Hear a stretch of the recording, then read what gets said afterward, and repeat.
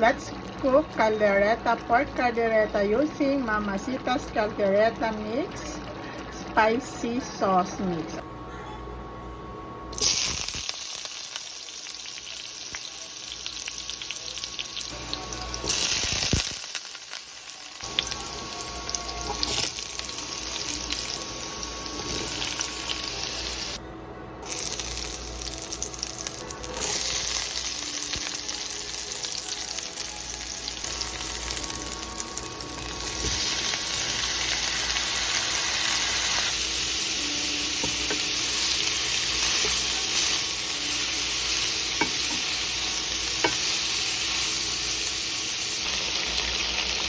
Ayan, okay na nga siya. Maglagay na tayo ng ating Mamacita's caldereta spicy.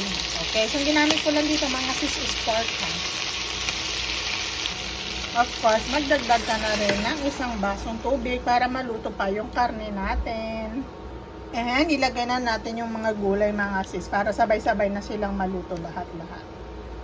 And to make our special, let's put cheese.